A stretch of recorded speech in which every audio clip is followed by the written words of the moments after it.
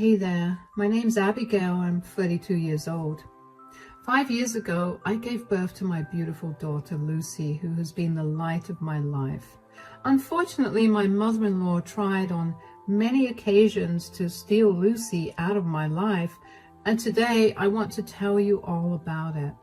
I'll begin by telling you a little about my husband, Corey, first. Corey and I met at college. We were part of the same friend group and began dating after being friends for a year. Corey is the perfect man for me. He understands me in a way no one in my life ever has, which is why I was so quick to say yes to him after he proposed to me at our graduation.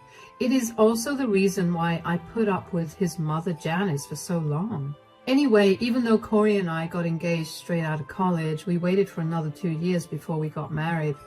At that time, we decided to get more acquainted with each other's families and focus on our careers. During that time, I got to know a lot about Janice. Janice had a huge complex, to put it very lightly. She was all over me initially. She called me her daughter after meeting me only once. Let me explain it to you a little more clearly. Janice has 4 children and all of them are boys. However, Janice's big dream has always been to raise a girl.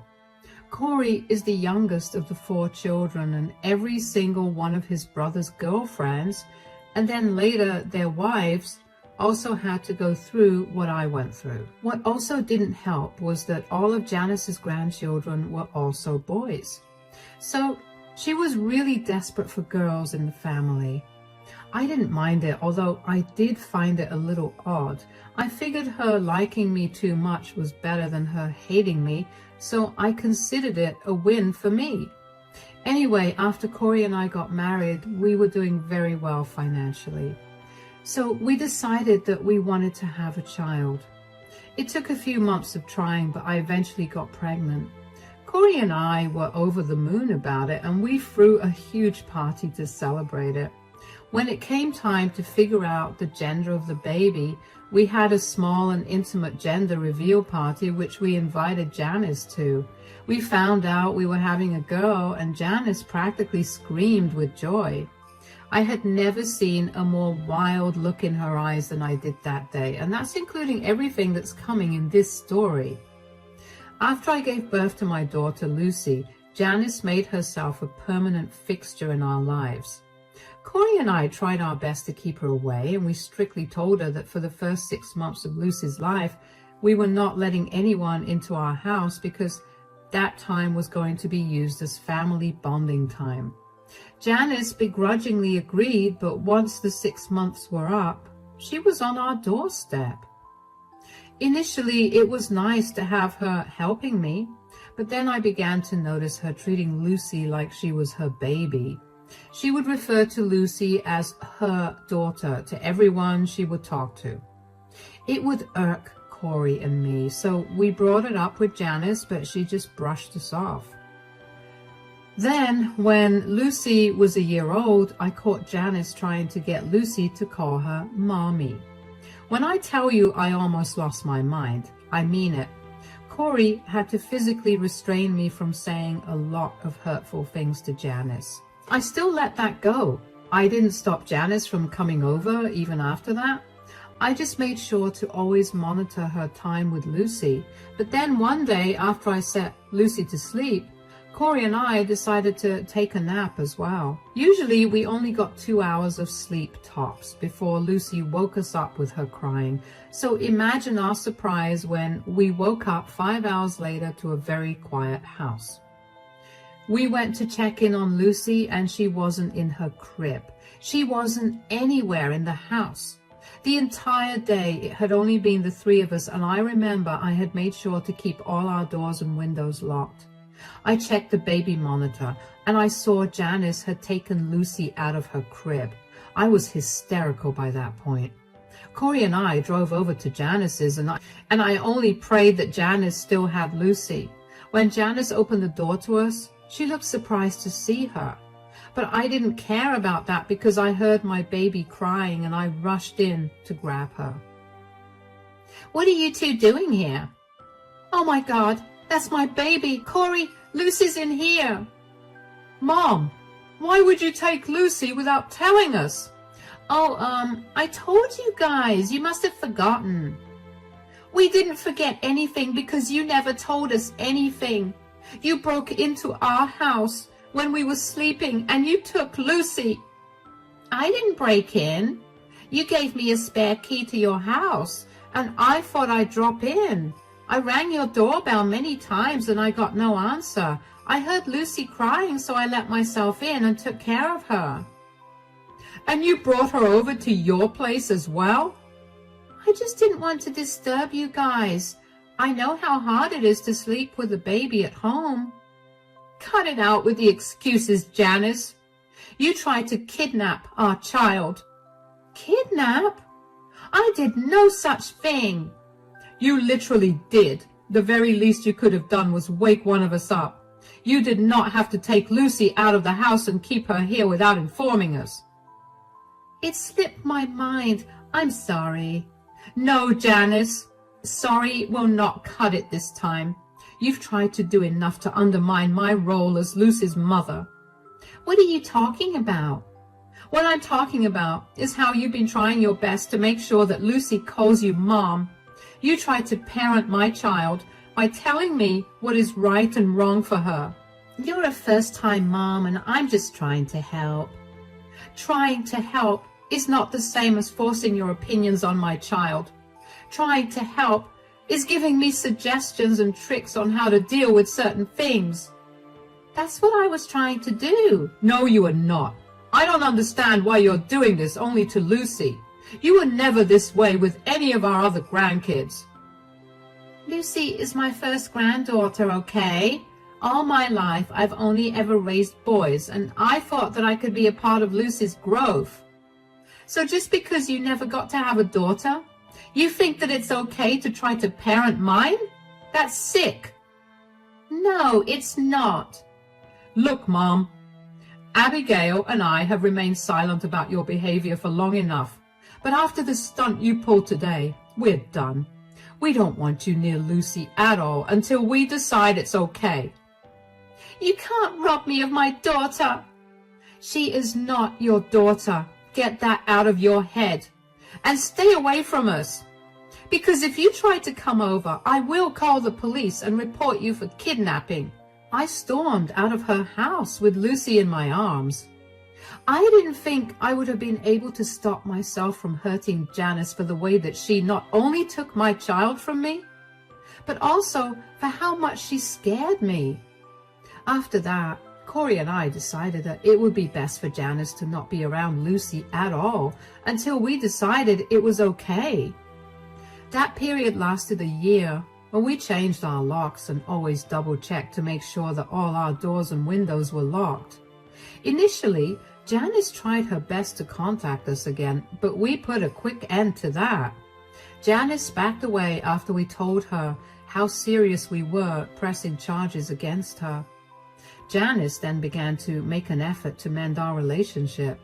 At first, I did not let her new behavior affect me or change my decision, but over that year, I began to see real change in her.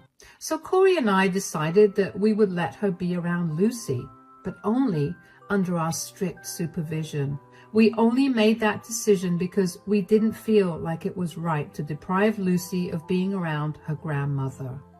Janice was just happy to be around Lucy, and she behaved herself in general, so I was happy with that. We didn't have many arguments or issues regarding her complex either. For the next 3 years, everything was great. And then something horrible happened. I was on my way home from work one day. I was driving carefully because I knew how dangerous the road I was driving was.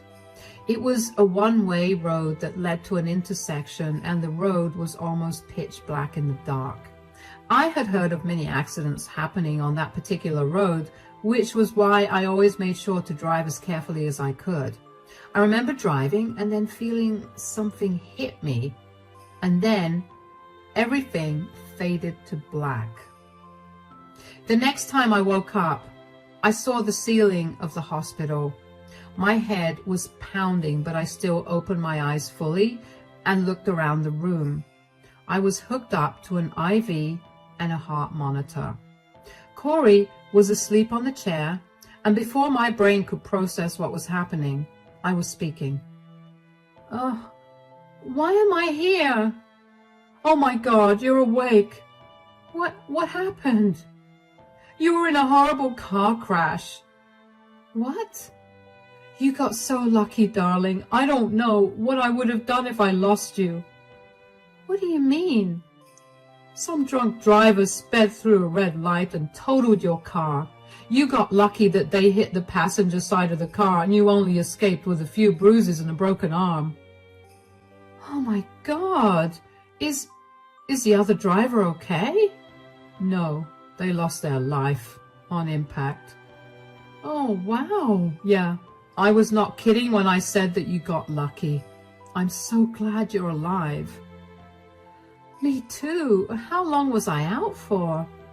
"It's been a day. You got hit on the head real good, but thankfully, it only knocked you out. You don't have any brain injuries. Your body just needed rest from the shock.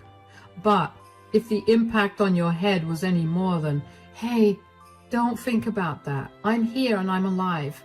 I avoided all the dangerous aspects of that car crash and I'm okay. Thinking of the what ifs will not change our reality, a reality we're grateful for."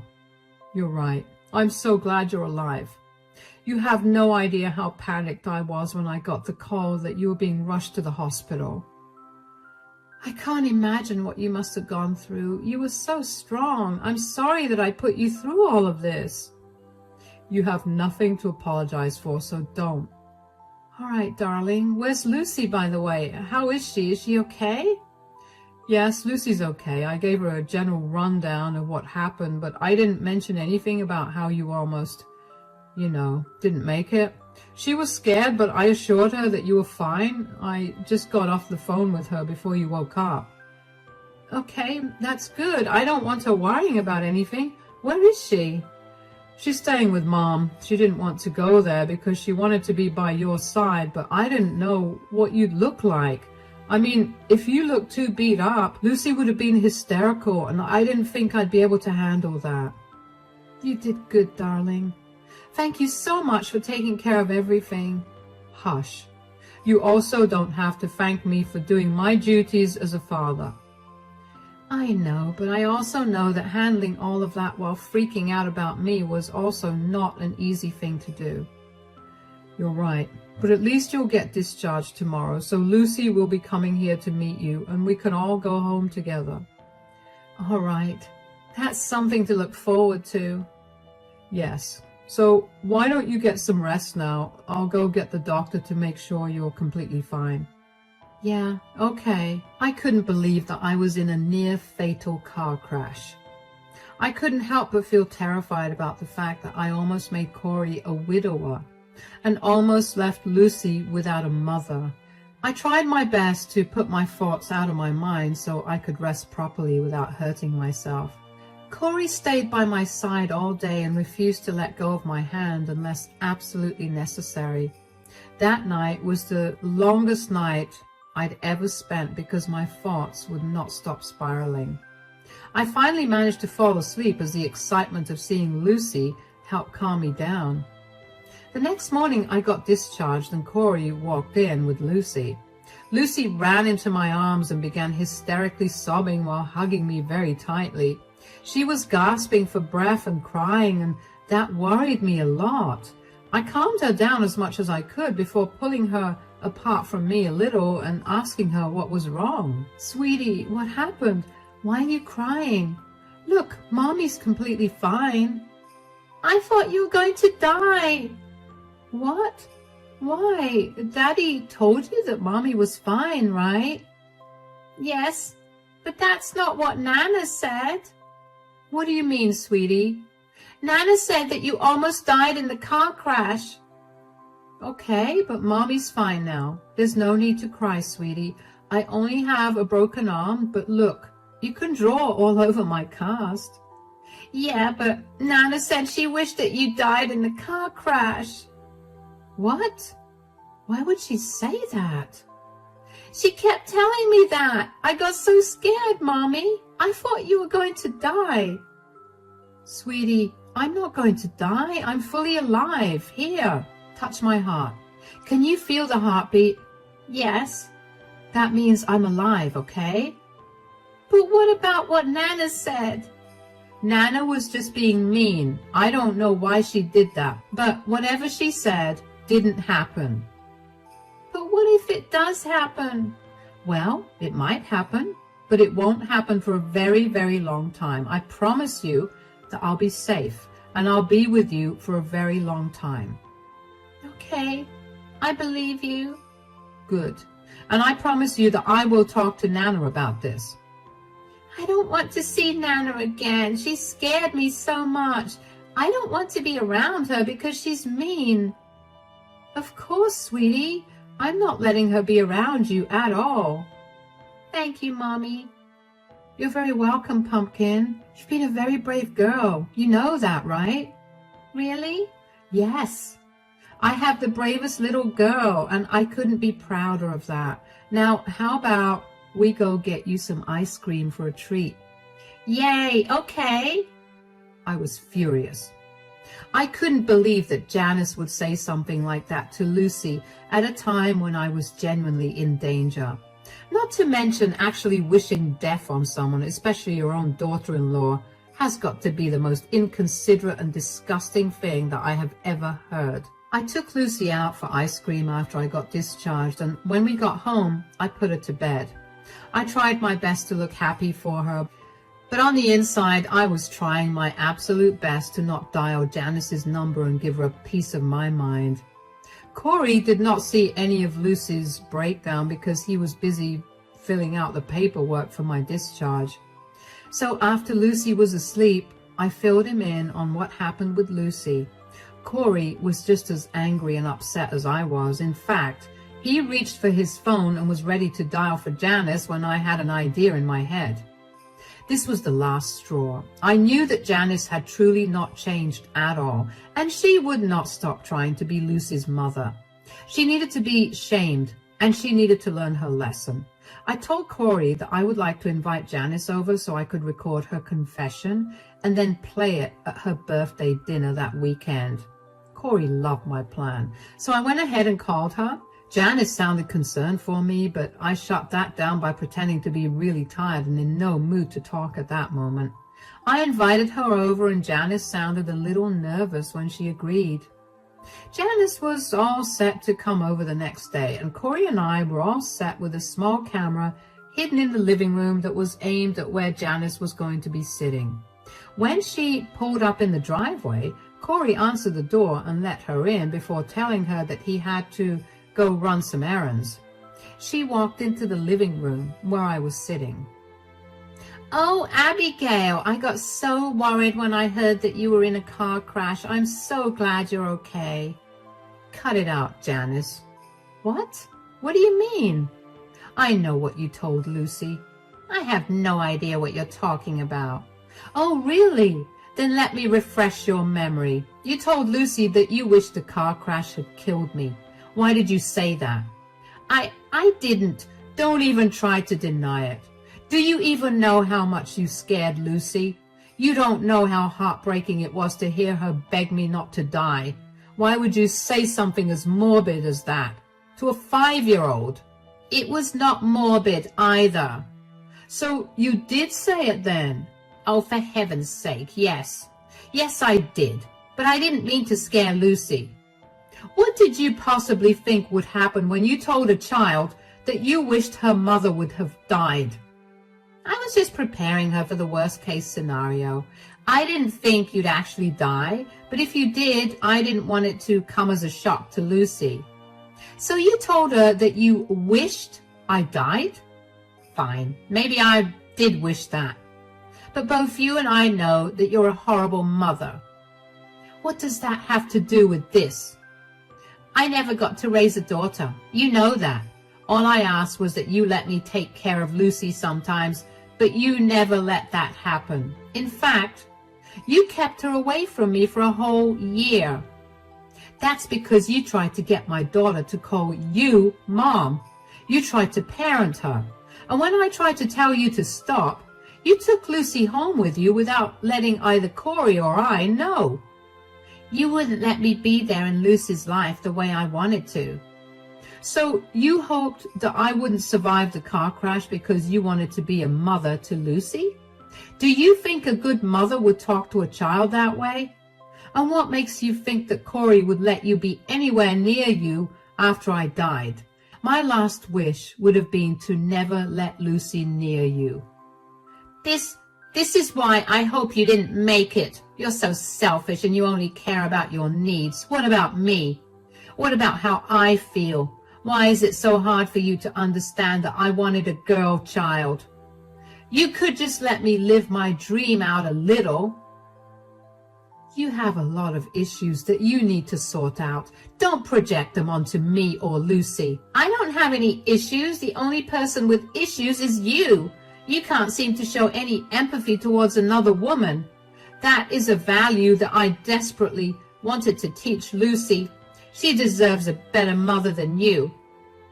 If you think you'd be a better mother than me, then you should know that Lucy does not want to see you anymore. That's because you poisoned her mind against me. I didn't do any of that. I told you that you scared her a lot, and she did not like that. I'm not going to let this go. You're going to regret this. I'm going to get my granddaughter back, and I'm going to tell her about how awful you are. And when she leaves you for me, I'll laugh in your face when you cry. I couldn't believe how twisted Janice's thoughts were. Did she honestly believe that I'd let someone else be a mother to my daughter? I was furious, but I also knew that I had a better plan in mind. That weekend, Corey and I decided that we didn't want Lucy to come for Janice's birthday dinner. We dropped her off at my friend's place and made our way to Janice's. When Corey and I arrived at Janice's house, I told Janice that I had a birthday video present for her. She was delighted, and she let me play it on the TV. She made everyone gather round to watch it. Well, all the chatter among the guests died just a few seconds into the video. Janice's face grew pale, and there she was, confessing that she wished the car crash was fatal for me, and that she told Lucy that so that she could steal Lucy from me. All of the guests looked uncomfortable and shocked. I explained to everyone that this was the reason that Janice would no longer be allowed near my child, and that I would expect everyone to respect those wishes of mine, which I only said because sometimes when we ask one of Corey's siblings to babysit Lucy, they drop her off at Janice's if they had sudden plans come up. Corey and I left after that, so we didn't get to see any of the fallout. I heard from Corey's sister after, and she told me that Janice started yelling that I had fabricated the video, but none of them believed her. They all left shortly after Corey and I left. Of course, Janice called me the next day to yell at me. Why did you do that? Why did I do what? Don't act like you don't know what I'm talking about. How dare you record me without my permission? I had to have proof of how crazy you were. And you thought it was okay to show it to everyone? Do you even know how I'm being treated by everyone right now? I hope they're all treating you like the psycho you are. They're treating me like I'm a disgusting person. Well, you are you not? Or do I need to send you the video of how you behaved and the things you said so you can see it for yourself again? I'm not crazy. I only wanted empathy from you. You wanted empathy from me after you scared my child by telling her that you wished I did not survive the car crash. I told you I did not mean to scare Lucy. Whether you meant to scare her or not, you weren't supposed to say something like that to her. Why is that so hard for you to understand? You've poisoned everyone against me. I told Corey that it was not a good idea to marry you. I didn't poison anyone against you. This is the consequences of your actions. Deal with them now. I don't have to suffer any consequences. You've pitted everyone against me because I expressed my feelings to you. You shouldn't have feelings like those to begin with. I get that you wanted to have a daughter, but trying to overtake me by trying to be a mother to my child is not the way to do it. You could always adopt a child or try fostering. There was no need to treat me or my child that way. Are you kidding me? Adopting or fostering kids is completely out of the picture. I want to raise a daughter that has my blood in her, not some stranger's kid. Wow. See, this is how I know that you can't possibly be a good mother. Shut up. You need to make this right. Tell everyone that you edited that video to make me look like a crazy person. All my kids have stopped talking to me. I can't look after my other grandkids, and it's all your fault. I didn't do anything to that video at all. I have no reason to lie. They're not talking to you because they're disgusted by your behavior, and they don't want their children to see that and think that it's okay. You need to sit down with yourself, see why you feel the way you feel, and start changing things. Once you become a better person, maybe then your family will get back to you. Until then, stay out of my family's life. Why, you... I hung up the phone on Janice. I could not be bothered to listen to any more of her reasons for her innocence.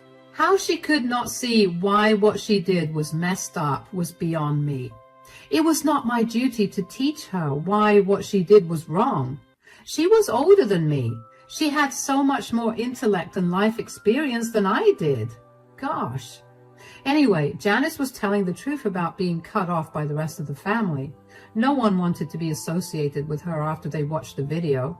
A lot of them reached out to me again and told me about how they were completely on my side. Corey's siblings apologized for Janice's behavior because I guess they felt some amount of guilt for their mother's behavior. Of course, I told them they had no reason to apologize. I thought that was going to be the end of it, but I should have been at least a little smarter because clearly there's never an end when it comes to Janice. She always has to get her way, and she'll go to any lengths to get it. Janice decided that even after everything, she still wanted contact with Lucy. She completely disregarded all of Lucy's wishes because she wanted to see Lucy. She filed for visitation rights using her grandparents' rights. Thankfully, I had carefully documented all of Janice's behavior over the years, so I had more than enough evidence of why exactly it was necessary to cut her out of my daughter's life. The court ruled in my favor, and Janice broke down in the courtroom and began wailing. I wish I was joking, but it really was very embarrassing to watch. I don't know if she expected that to sway the judgment, but it definitely did not. Janice still tried to contact me and then tried to tell me that I had cast some magic on the jury and the judge, which was why they ruled in my favor. Janice was progressively getting more and more unhinged. It was concerning, and while I would have loved to do something for her, I knew that I had to put my family first. So after a lot of talking and family discussions with Lucy, Corey and I decided the next best course of action for us to take was to move away. We lived in constant worry that Janice would randomly show up at our door or would even try to break in. We changed all the locks, of course, but her behavior was beginning to scare us. And that's where we are right now. Corey and I both managed to find great jobs in another state, and we're currently packing up all our things to move. I'm incredibly sad that we have to leave all this behind, but I'm glad that I got to have a good amount of happy memories here. I know that with Janice out of our lives for good, there can only be more happy memories, and I can't wait to create those. Wish us luck, and thank you so much for listening to my story.